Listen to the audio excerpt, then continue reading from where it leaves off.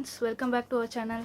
இந்த வீடியோவில் நம்ம என்ன பார்க்க போகிறோம் அப்படின்னா 10th ஸ்டாண்டர்ட் பப்ளிக் எக்ஸாமோடைய previous year model question paper discussion தான் பார்க்க போகிறோம்.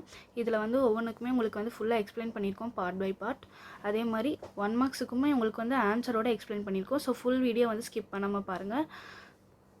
ஸோ இந்த கொஸ்டின் பேப்பரில் டோட்டல் மார்க்ஸ் உங்களுக்கு 100 மார்க்ஸ்க்கு கேட்டிருப்பாங்க. பகுதி 1ல் உங்களுக்கு 1 மார்க் தான் இருக்கும்.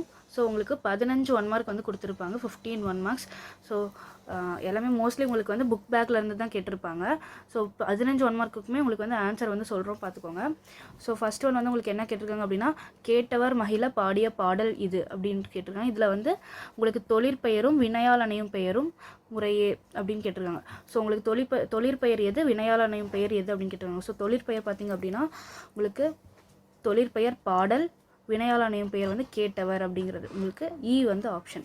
நெக்ஸ்ட்டு செகண்ட் ஒன் மலர்க்கை அப்படிங்கிறதுக்கு தொகையின் வகையை கேட்குறாங்க. மலர்க்கை அப்படிங்கிறது மலர் போன்ற கை அப்படின்னா ஓமை தொகையா. ஸோ உங்களுக்கு ஓமை தொகை அப்படிங்கிறது தான் உங்களுக்கு ஆன்சர். ஸோ நெக்ஸ்ட்டு பார்த்தீங்கன்னா, பரிப்பாடல் அடியில் விசும்பும் இசையும் என்றும் தொடரை எதனை குறிக்கிறது அப்படின்னு கேட்டிருக்காங்க. விசும்பும் இசையும் எதனை குறிக்கிறது அப்படின்னா உங்களுக்கு வானத்தையும் பேரொளியையும் குறிக்கிறது. ஆப்ஷன் இ, வானத்தையும், விசும்பு அப்படின்னா வானம், இசை அப்படின்னா பேரொளி. ஓகேவா. நெக்ஸ்ட்டு 4வது தாளாண்மை என்னும் தகைமைத்தன். இதுக்கு உங்களுக்கு இப்பாடல் அடி எதுகையை கேட்குறாங்க. அடி எதுகை அப்படின்னா இது ரெண்டும். ஸோ தாளாண்மை வேளாண்மை 2ஆம் எழுத்து தான் உங்களுக்கு எதுகை. ஸோ இதுலேயும் லா வந்திருக்கு, இதுலேயும் லா வந்திருக்கு. ஸோ 2ஆம் எழுத்து ஒரே மாதிரி வந்துச்சு அப்படின்னா அது அடி எதுகை. ஸோ அது உங்களுக்கு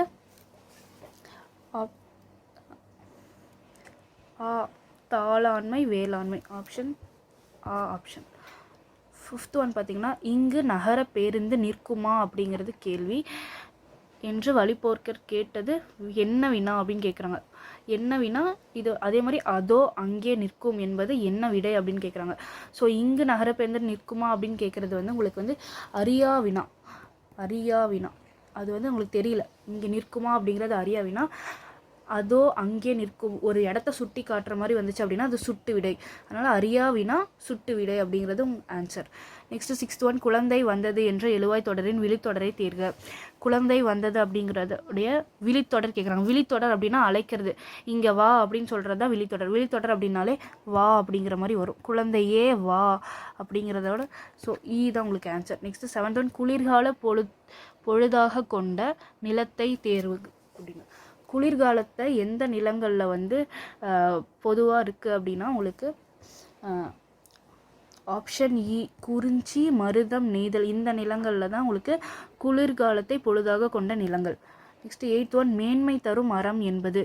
மேன்மை தரும் அறம் என்பது கைமாறு கருதாமல் அறம் செய்வது. 9th ஒன் காசி காண்டம் என்பது காசி நகரத்தின் பெருமையை பாடும் நூல். 10வது மாபாரதம் தமிழ்படுத்தும் மதுராபுரி சங்கம் வைத்தும் என்னும் சின்னமானூர் செம்பட்டு குறிப்பு உணர்த்தும் செய்தி என்னது அப்படின்னு கேட்டிருக்காங்க.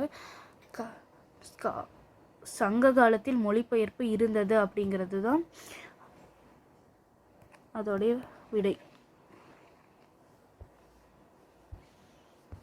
11th ஒன் உலகிலேயே ஒரு மொழிக்காக உலக மாநாடு நடத்திய முதல் நாடு. ஒரு மொழிக்காக உலக மாநாடு நடத்திய முதல் நாடு மலேசியா. ஸோ இங்கே பார்த்தீங்கன்னா உங்களுக்கு பாடலை படித்து பின்வரும் வினாக்களுக்கு விடை தருக அப்படின்னு கேட்டிருக்காங்க. ஸோ இந்த பாடலை படிச்சுட்டு கீழே இருக்கிற வினாக்கு நம்ம விடை அளிக்கணும். ஃபஸ்ட்டு இந்த பாடலை ஒரு டைம் படித்து பார்த்துக்கோங்க. அதுக்கப்புறம் கீழே இருக்கிறதுக்கு நம்ம விடை அளிக்கிற மாதிரி இருக்கும். பாடல் இடம்பெற்றுள்ள நூலை தேர்ந்தெடுக்குங்க. இந்த பாடல் உங்களுக்கு எந்த நூலில் வந்திருக்கு அப்படின்னு கேட்டிருக்காங்க. ஸோ நனந்தலை உலகம் அப்படிங்கிறது உங்களுக்கு முல்லைப்பாட்டு பாடல் தானே. அதனால் ஆப்ஷன் இ முல்லைப்பாட்டு அப்படின்ட்டு எழுதிக்கோங்க. நெக்ஸ்ட்டு நனந்தலை உலகம் அப்படின்னா என்னன்னு கேட்டிருக்காங்க. நனந்தலை உலகம் அப்படிங்கிறது அகன்ற உலகம். எல்லாமே உங்களுக்கு புக் பேக்லேயே இருக்கும். அந்த சொல் பொருள் அதில் கொடுத்துருப்பாங்க உங்களுக்கு அதுலேயே. நெக்ஸ்ட்டு தடக்கை சொல்லின் இலக்கண குறிப்பு கேட்டிருக்காங்க. தடக்கை அப்படிங்கிறதுக்கான இலக்கண குறிப்பு இங்கே இருக்கா. ஸோ தடக்கை அப்படிங்கிறது நம்மளுக்கு உரிச்சொல் தொடர். தடக்கை உரிச்சொல். நெக்ஸ்ட்டு 15வது பாடலின் ஆசிரியரை தேர்ந்தெடு. ஸோ பாடலின் ஆசிரியர், முல்லைப்பாட்டு நூலோடைய ஆசிரியர் யார் நம்மளுக்கு தெரியும், நப்பூதனார் தான் முல்லைப்பாட்டு நூலின் ஆசிரியர். அதனால் ஆப்ஷன் ஆ. ஓகேங்களா. நெக்ஸ்ட்டு பகுதி 2. பகுதி 2ல் உங்களுக்கு வந்து 2 மார்க்ஸ் கொடுத்துருப்பாங்க. ஸோ இதில் வந்து உங்களுக்கு 6 கொஷின் கொடுத்துருப்பாங்க. 6ல் நீங்கள் வந்து 4 எழுதுகிற மாதிரி இருக்கும். ஸோ எல்லாமே பார்த்தீங்கன்னா உங்களுக்கு உரைநடை கொஷின்ஸாக தான் இருக்குது. ஸோ 21வது வந்து உங்களுக்கு வந்து கட்டாய வினா. கட்டாய வினால உங்களுக்கு என்ன கேட்டிருக்காங்க அப்படின்னா திருக்குறள் கேட்டிருக்காங்க. ஸோ திருக்குறள் மறக்காமல் பார்த்துக்கோங்க. உங்களுக்கு 21வதுல கட்டாய வினால திருக்குறள் வருது, அதை கண்டிப்பாக எழுதிடுங்க.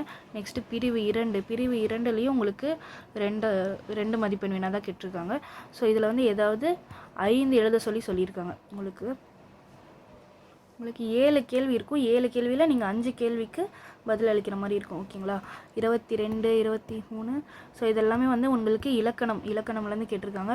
ஸோ பகுபத உறுப்பு இலக்கணம் எல்லாமே நல்லா பார்த்துக்கோங்க. கலைச்சொற்கள் ஈஸியாக உங்களுக்கு 2 மார்க் எடுக்கிற மாதிரி கொஷின்ஸ் இதெல்லாமே. ஸோ கண்டிப்பாக அட்டன் பண்ணுங்கள். நெக்ஸ்ட்டு இங்கே பார்த்தீங்கன்னா செவி மாற்றுத்திறனாளிகளுக்கான மாற்று வினான் அப்படின்ட்டு இருக்காங்க. இது வந்து நீங்கள் அட்டன் பண்ணக்கூடாது. அதாவது காது கேளாத மாணவர்களுக்கான வினா இது வந்து. ஸோ காது கேட்காதவங்களுக்கு வந்து இது கொடுத்துருக்காங்க. ஸோ நம்மலாம் வந்து இது அட்டன் பண்ணக்கூடாது. நெக்ஸ்ட் 26, 27 எல்லாமே உங்களுக்கு இலக்கணத்துலேருந்து தான் வந்திருக்கும். ஸோ நீங்கள் பார்த்துட்டு 5 கேள்வி வந்து அட்டன் பண்ணணும் இதில். நெக்ஸ்ட்டு பகுதி 3 உங்களுக்கு வந்து சிறுவினா மாதிரி 3 மதிப்பெண் வினா. இதில் வந்து எவையேனும் 2 வினாக்களுக்கு சுருக்கமாக விடையளிக்கும் 2 வினாக்கு நீங்கள் பதிலளிக்கிற மாதிரி 3 கொடுத்துட்டு உங்களுக்கு 2 அட்டன் பண்ண சொல்லியிருக்காங்க. ஸோ 2 வினா வந்து நீங்கள் அட்டன் பண்ணுங்கள். ஸோ இதெல்லாமே பார்த்துக்கோங்க. இது வந்து அறிவியல் கண்டுபிடிப்புகள் மனிதனை மேம்படுத்துகின்றன. இது வந்து நீங்கள் பொதுவாக கூட எழுதலாம். நெக்ஸ்ட் 30 வந்து பார்த்திங்கன்னா உரைப்பத்தியை படித்து வினாக்களுக்கு. இது வந்து கொஞ்சம் ஈஸியாகவே இருக்கும். நீங்கள் இது படிச்சுட்டு இதிலேருந்து ஆன்சர் எடுத்து எழுதுகிற மாதிரி தான் இருக்கும். ஸோ கண்டிப்பாக இந்த மாதிரி கொஷின்லாம் வந்து அட்டன் பண்ணுங்கள். நீங்கள் அறிந்த நிகழ்வை கலைஞர் உற்பத்தியாக இது வந்து எல்லாம் எழுதிடுங்க. நெக்ஸ்ட்டு பிரிவு 2ல் அதே மாதிரி உங்களுக்கு 3 மதிப்பெண் வினா. ஸோ உங்களுக்கு 3 கொடுத்துட்டு நீங்கள் வந்து 2 எழுதணும். அதே மாதிரி இவையெல்லாம் அறியன் என்ற இதெல்லாமே உங்களுக்கு. நெக்ஸ்ட்டு 34வது கட்டாய வினா. உங்களுக்கு 34ல் என்ன கேட்டிருக்காங்க அப்படின்னா மனப்பாட பாடல் தான். ஸோ மனப்பாட பாடல் கண்டிப்பாக பார்த்துட்டு எழுதிடுங்க. அதில் வந்து மனப்பாட பாடலோடைய ஆசிரியர் எல்லாம் கன்ஃபார்ம் எழுதிடுங்க. அதில் வந்து ஃபுல் ஸ்டாப் கமா எல்லாமே வந்துச்சுன்னா அது எல்லாமே கரெக்டாக அந்த அடி எப்படி ஒவ்வொரு அடியும் அதுக்கு கீழே கொடுத்துருக்காங்களோ அதே மாதிரி நீட்டாக ப்ரெசென்ட் பண்ணுங்கள். அடுத்து பிரிவு 3 பார்த்தீங்கன்னா உங்களுக்கு 3 மார்க்ஸ் தான். இதில் வந்து உங்களுக்கு 3 கொடுத்துட்டு நீங்கள் 2 அட்டன் பண்ணணும். இதில் வந்து உங்களுக்கு இலக்கண வினாவை மாதிரி கொடுத்துருக்காங்க. அறியாதது புரியாதது இதுக்கான. ஸோ இந்த மாதிரி வினைமுற்று தொழிற்பெயர்கள் மாற்றி எழுத மாதிரி கேட்டிருக்காங்க. நெக்ஸ்ட்டு பொருளல்லவரை பொருளாக செய்யும் பொருளல்லதில்லை பொருள். இந்த குறளில் பயின்றோரும் அணி. அதாவது அணி இலக்கணம் வந்து ஈஸியாகவே நம்ம எழுதக்கூடிய ஒரு ஆன்சர் தான். ஸோ கன்ஃபார்ம் இதெல்லாம் அட்டன் பண்ணுங்கள். ஸோ இதில் வந்து இக்குறட்பாடின் அழகிட்டு வாய்ப்பாடுலாம் நம்ம ஈஸியாக 3 மார்க் எடுத்துடலாம். ஸோ அதெல்லாம் கன்ஃபார்ம் பார்த்துட்டு போயிடுங்க. நெக்ஸ்ட்டு பகுதி 4ல் பார்த்தீங்க அப்படின்னா உங்களுக்கு 5 மதிப்பெண் வினா. 5 மதிப்பெண் வினா அனைத்துமே கன்ஃபார்ம் அட்டன் பண்ணுற மாதிரி, அதாவது இது அல்லது அதுன்ற மாதிரியும் கொடுத்துருக்குறாங்க. அதே மாதிரி கட்டாயமாக 1 கொடுத்துட்டு அதை அட்டன் பண்ணுற மாதிரியும் இருக்கும். ஸோ 5 மதிப்பெண்னா உங்களுக்கு 5 கொடுத்துருக்காங்க. ஸோ முதல்ல வந்து உரைநடையிலேருந்து கேட்டிருப்பாங்க 38, 39. அது 2த்தில் எது உங்களுக்கு நல்லா தெரியுதோ அதை அட்டன் பண்ணி எழுதிடுங்க. நெக்ஸ்ட்டு பார்த்தீங்கன்னா 40வது வந்து உங்களுக்கு காட்சியை கண்டு கவினுரை எழுதுங்க அப்படின்ட்டு உங்களுக்கு இந்த படத்தை பார்த்து உங்களுக்கு என்ன புரியுதோ அதை வந்து ஒரு கவிதை மாதிரி எழுதுகிற மாதிரி கொடுத்துருக்காங்க. ஸோ ஈஸியாக நீங்கள் வந்து உங்களுக்கு என்ன தோணுதோ அதை எழுதுங்க. ஒரு அரை பக்கத்துக்கு உங்களுக்கு வந்து மார்க் போட்டுருவாங்க. நெக்ஸ்ட்டு 41ல் பார்த்தீங்க அப்படின்னா உங்களுக்கு வந்து சேர்க்கை விண்ணப்ப படிவம் கேட்டிருக்காங்க. ஸோ இதெல்லாம் வந்து நான் அட்டன் பண்ணுங்கள். நெக்ஸ்ட்டு மாணவ நிலையில் நாம் பின்பற்ற வேண்டிய அறங்களை அதனால் ஏற்படும் நன்மை. இது வந்து ஓன் கொஷின். இதெல்லாம் வந்து நம்மளா எழுதுனா நம்மளுக்கு வந்து ஈஸியாக 5 மார்க் போட்டுருவாங்க. மொழிபெயர்க்குவோம் இதெல்லாம் பார்த்திங்கன்னா இதில் இருக்கிறத அப்படியே நம்ம தமிழில் மாற்றி எழுத போகிறோம். ஸோ இதெல்லாம் 5 மார்க் நம்ம ஈஸியாக எடுக்கலாம். ஸோ இது மாதிரி கொஷின்லாம் வந்து கன்ஃபார்ம் அட்டன் பண்ணுங்கள். அடுத்து பார்த்திங்கன்னா இங்கேயும் அந்த 5 மார்க்லையுமே உங்களுக்கு வந்து செவி மாற்றுத்திறனாளிகளுக்கான மாற்றுலாம் கொடுத்துருப்பாங்க. ஸோ வந்து காது கேட்காத மாணவர்களுக்கு தான் இது. ஸோ இது வந்து நம்ம அட்டன் பண்ண தேவையில்லை. நெக்ஸ்ட் பார்த்திங்கன்னா பகுதி 5ல் அனைத்து வினாக்களுக்கும் விரிவான விலை அளிக்கும் 8 மதிப்பெண் வினா. உங்களுக்கு வந்து 3 எழுதணும் நீங்கள். ஸோ எல்லாமே வந்து இது அல்லது அது அப்படிங்கிற மாதிரியான கொஷின்ஸ் தான். உங்களுக்கு 2 கொஷினுக்கு ஃபஸ்ட்டு கொஷினை நல்லா படித்து பாருங்கள். 2த்தில் எது உங்களுக்கு நல்லா புரியுதோ, எதுக்கு உங்களுக்கு நல்ல ஆன்சர் தெரியுதோ அதை அட்டன் பண்ணுங்கள். அதே மாதிரி நீங்கள் எழுதும்போது ஆப்ஷன் வந்து மறக்காமல் போட்டு எழுதுங்க. ஓகேங்களா? இப்போ 43ல் நீங்கள் ஆ எழுதுறீங்களா இல்லை ஆ எழுதுறீங்களா அப்படிங்கிறத தெளிவாக போடுங்க. ஆப்ஷன் கொஷின் நம்பரை அந்த லைனுக்கு வெளியவும் ஆப்ஷனை லைனுக்கு உள்ளேயும் போடுங்க. அப்போ தான் வந்து நீங்கள் எது எழுதுறீங்க அப்படின்னு நல்லா தெரியும். ஓகேங்களா? நெக்ஸ்ட் இதில் பார்த்தீங்கன்னா உங்களுக்கு கதை, துணைப்பாட கட்டுரை எல்லாமே கொடுத்துருக்காங்க. ஸோ இது வந்து நாடகம் அப்படியே சுருக்கமாக நீங்கள் எழுதுகிற மாதிரி எழுதுங்க. அதுக்கப்புறம் இங்கே பார்த்தீங்கன்னா 45ஆவதுல உங்களுக்கு குறிப்பு வச்சு அது மூலயமா நீங்கள் வந்து கட்டுரையாக இல்லை கதை அந்த மாதிரி எழுதுகிற மாதிரி கொடுத்துருக்காங்க. ஸோ இதெல்லாம் நீங்கள் அந்த குறிப்பை வச்சு ஒரு கதை மாதிரியோ கட்டுரை மாதிரியோ நம்ம ஈஸியாக எழுதிடலாம். ஸோ அதெல்லாம் கன்ஃபார்ம் அட்டன் பண்ணுங்கள். பொது கட்டுரை மாதிரி தான் 2மே கொடுத்துருப்பாங்க உங்களுக்கு.